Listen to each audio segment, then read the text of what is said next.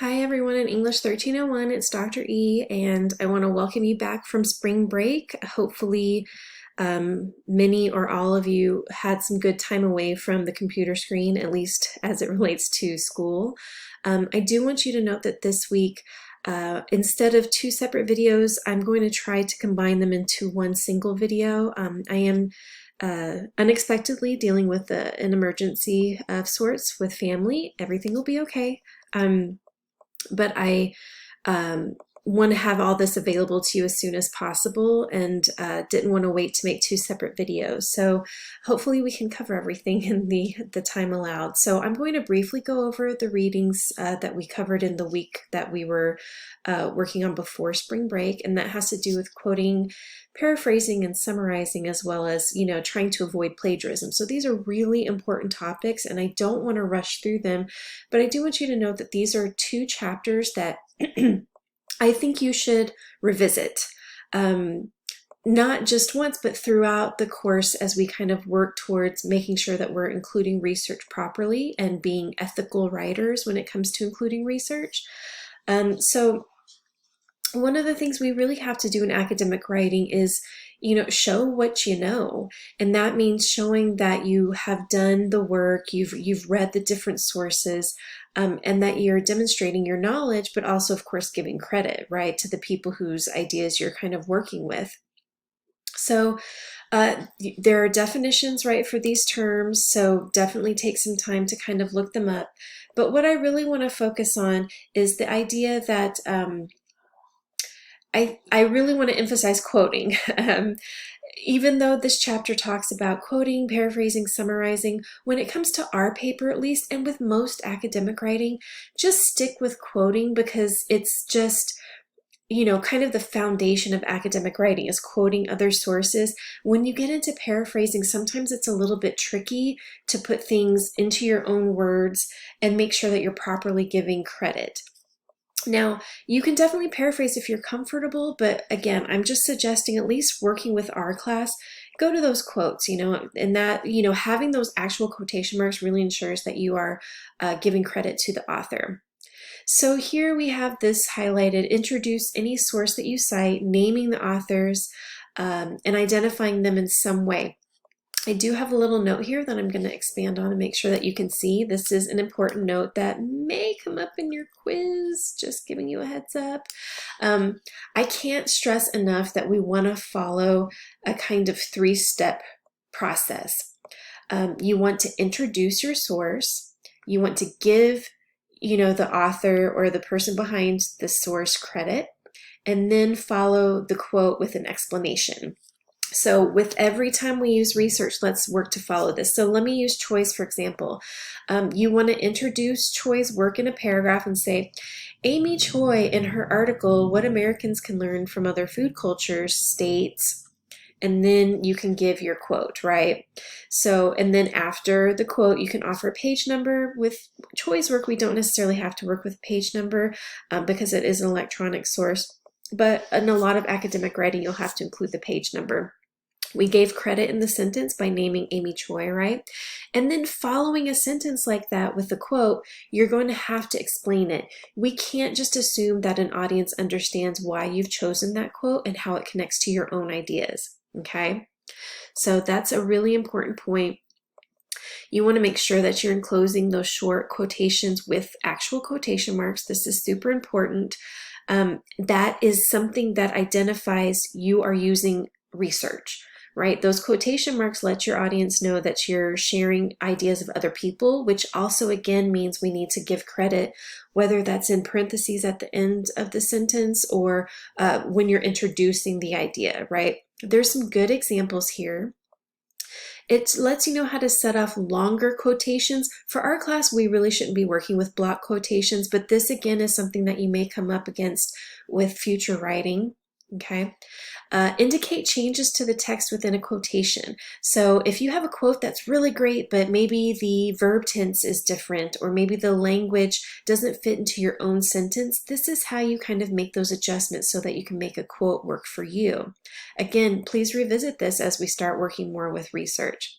Okay, so this is something that'll come up with Choi's work, which is essentially quoting a quote.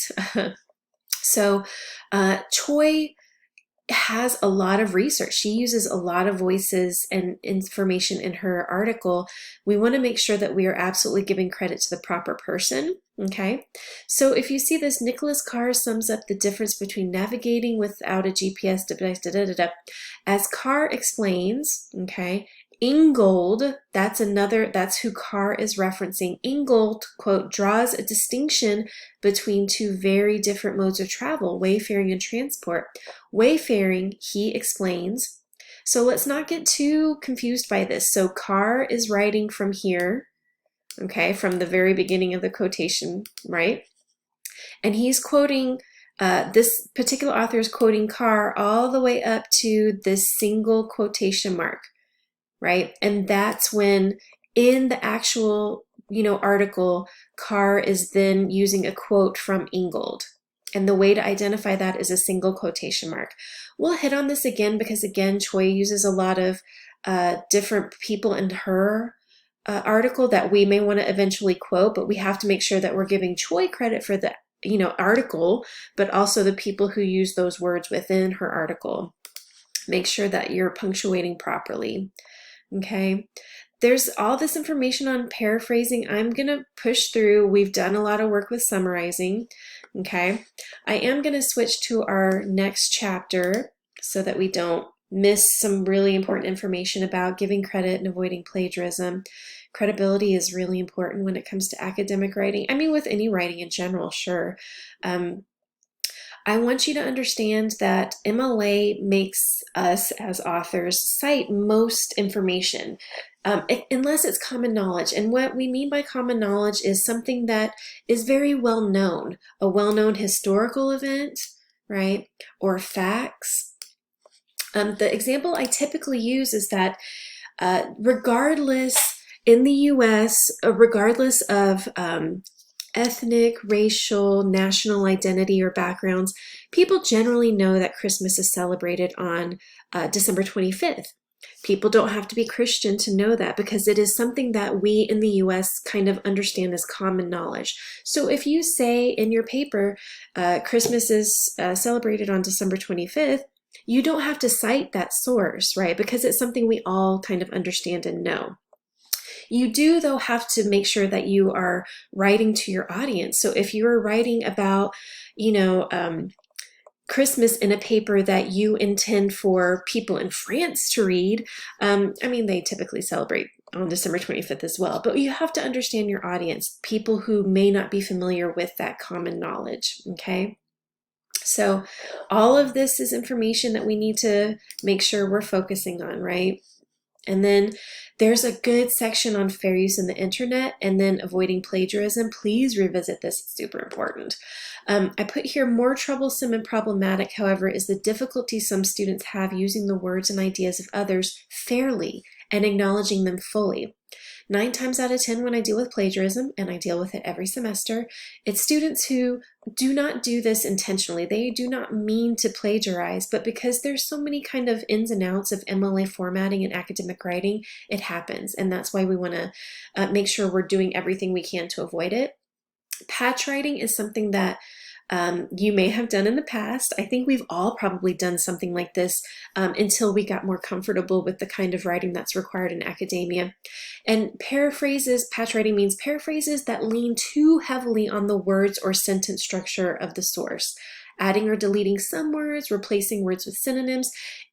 Ultimately, patchwriting means the paraphrasing is not enough, right? So a lot of times I see this when it comes to plagiarism. There are students who maybe change a word here or there from an original quote.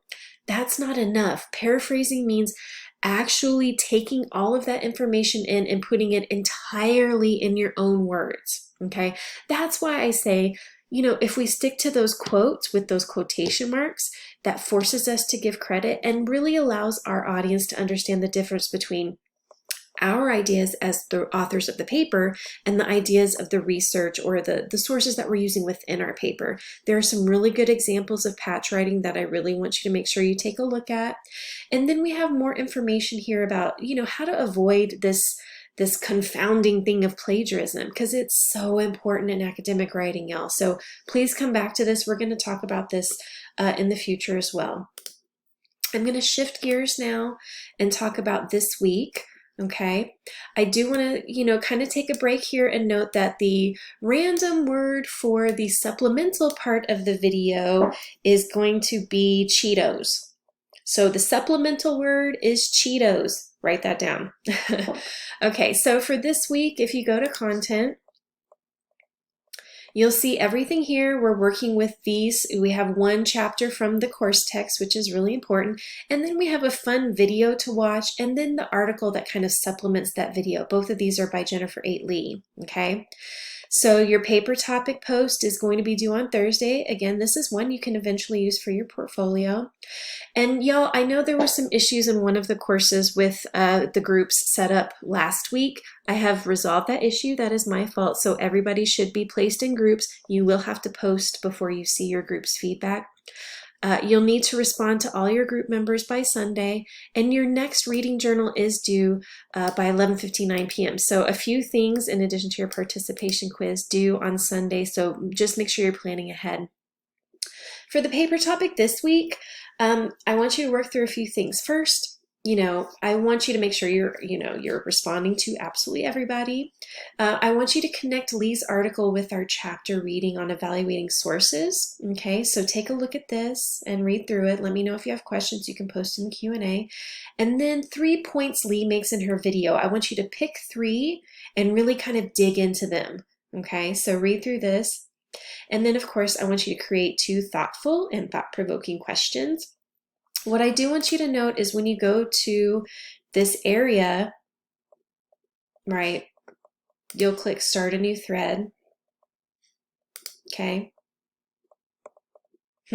Yours should already be selected, so make sure you're reading the information here. I'm sorry, in my view here, it's not giving me how it actually looks. So if you have questions, just let me know. You have your week 10 quiz. I do want to stop here when I'm mentioning the quiz and say that the random word for the instructional part of the video is tuna. Tuna, like tuna fish. Okay, random, I know. Your reading journal is also due on Sunday, and I've listed those items that should be included. So a lot more ground to cover. The first one was just kind of, let's get used to this, let's see how it goes, and now we're deeper into the reading. So make sure you're taking time to do that and submitting that. If you do have any questions, like I said, please post in the Q&A area of D2L. I know some of you reached out about the group issues last time. You can definitely still do that. But again, give your group members some time to post. If you go in and do your response on Monday, please wait until Thursday to see when your other group members are going to post and you can respond. I know a lot of you like to work ahead, but just do your work and then check back to see that your group members have done that. Some of you were in groups where nobody else responded. You didn't have group members who were participating, and for that, I'm so sorry. I apologize. Hopefully that's not going to be the case when we do this kind of group work, because we want to get those different voices and opinions in there. All right, y'all, good luck this week. And hopefully we kind of get back into the swing of things after the break pretty easily. But if not, post in the Q&A area or let me know if you have any questions or concerns. Okay, take care.